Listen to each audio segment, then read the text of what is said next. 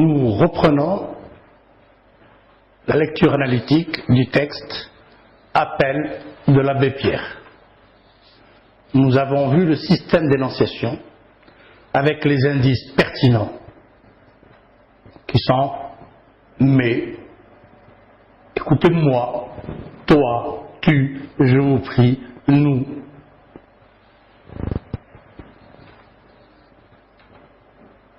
Nous savons aussi que cette situation d'énonciation met en jeu un destinateur qui est l'abbé Pierre, un homme de religion, et des destinataires, les citoyens de son pays.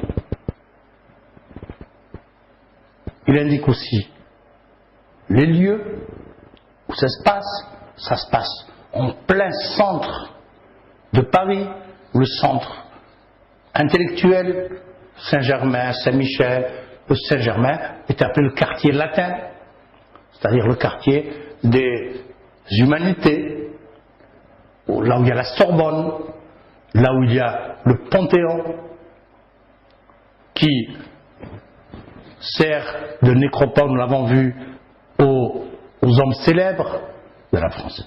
Donc, nous avons ici tout un réseau d'indices qui nous indiquent la situation d'énonciation. On reprend en détail maintenant. La phrase d'ouverture, mes amis,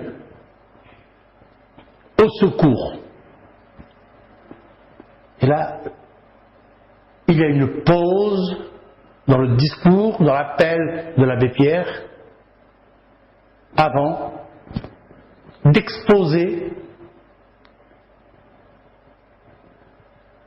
les faits. Il y a un événement important qui n'est pas qu'un simple fait divers, c'est la mort, le décès d'une femme dans la rue. Elle est morte de faim et de froid, sans doute. Une femme vient de mourir, gelée, c'est ce qui nous annonce. Est-ce un cas isolé? Non. Sans même se poser la question, il nous indique que chaque nuit, 2000 sans-abri. Chaque nuit, ils sont plus de 2000 recroquevillés sous le gel, sans toit, sans pain, plus d'un, presque nu. Voilà cette phrase qui indique l'horreur, et il le dit. Devant l'horreur, les cités d'urgence, ce n'est même pas assez urgent.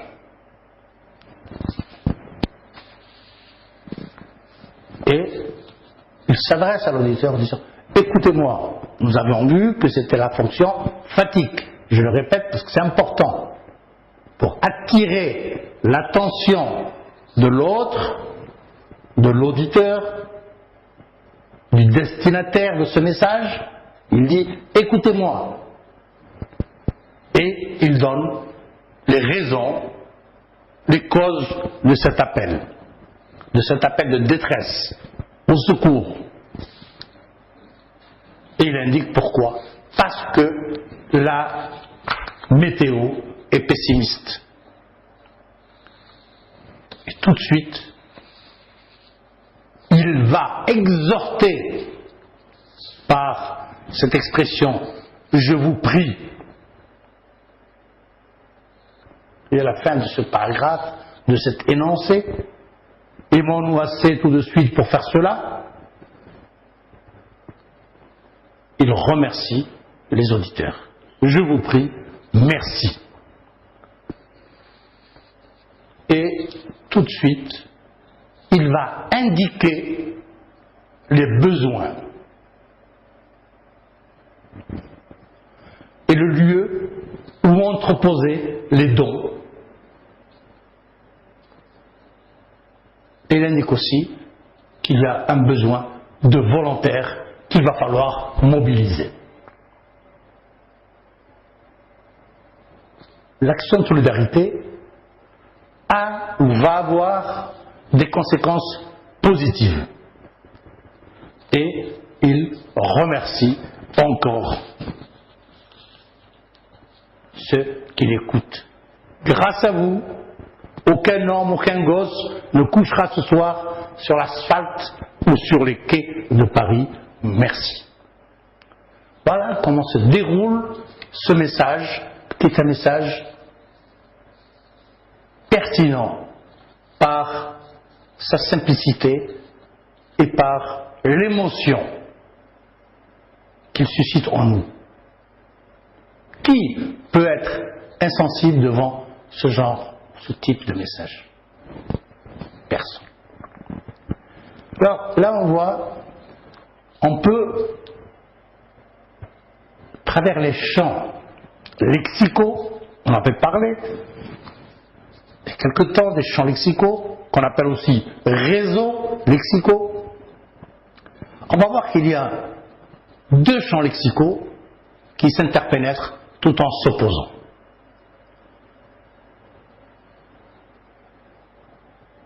Il y a le champ lexical de la solidarité. Centre fraternel, aimons-nous, l'âme commence dans l'entraide, etc. Et il y a le champ lexical de l'horreur, de cette misère humaine, mourir gelé. 2000 recroquevillés, c'est-à-dire tassés sur eux-mêmes, repliés sur eux-mêmes, sans toit, sans pain, plus d'un presque nu. Alors, sans toit, sans pain, c'est cette reprise qui est importante. Et dans le sens sans toit, sans pain, il y a même, on peut interpréter cela de cette manière, sans trop extrapoler, c'est qu'il y a aussi la suggestion du sang, de l'horreur. Ce chant s'oppose aussi à entre, dors, mange, reprend espoir, ici en thème. C'est l'amour de la solidarité, l'amour de la fraternité, le partage d'un certain nombre de valeurs.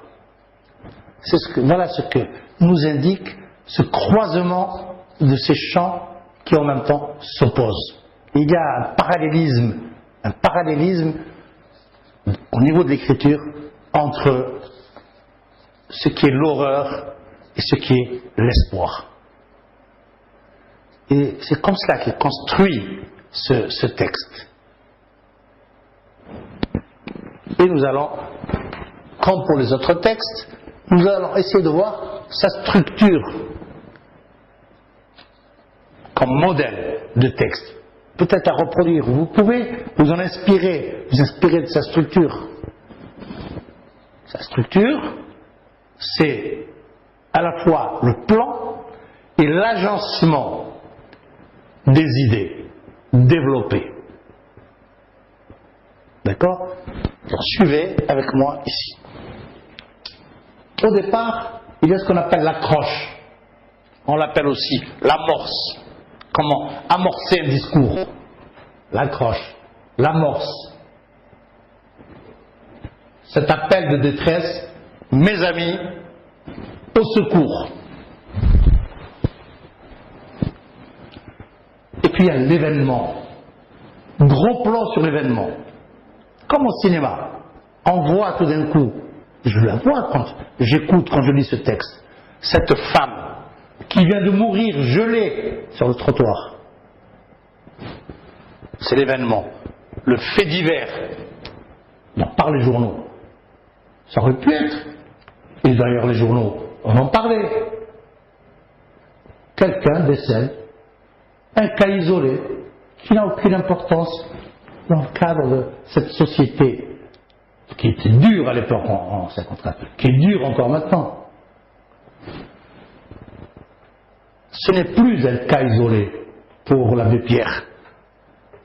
C'est qu'il y a 2000 sans-abri, au moins 2000 sans-abri, 2000 cas qui peuvent devenir demain, comme cette femme, mourir gelée. Et puis dans une conséquence. Parce qu'il y a des gens sans abri, on a ouvert 2 centres d'accueil. Mais au bout de 3 heures, ils étaient pleins à craquer. Cela prouve, c'est une preuve, c'est un argument pour montrer, que ce n'est pas suffisant et qu'il y a trop d'âmes en détresse. Alors, ici, nous avons un argument qui est avancé.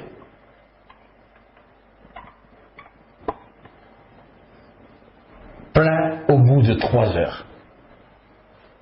Comment régler ce problème de société? Et il arrive à cette injonction. Il faut que, c'est la nécessité ici, il faut que, si on revient au texte, vous allez le voir ici, il nous faut des couvertures, des tentes, des poêles catalytiques, etc. Et cette exhortation avec l'adverbe vite, c'est un verbe qui est un verbe de modalisation, qui va montrer que déposer les dons, il faut que cela se passe rapidement parce que c'est urgent. Vite, l'adverbe vite exprime l'urgence. Alors, l'exhortation, déposer vite les dons, et puis il termine par cette phrase de remerciement. Ce constat, grâce à vous, aucun homme, aucun gosse ne couchera ce soir sur l'asphalte. Bon. C'est une invitation à la mobilisation de tous, de chacun. Là, il va nous toucher personnellement. Et puis, merci.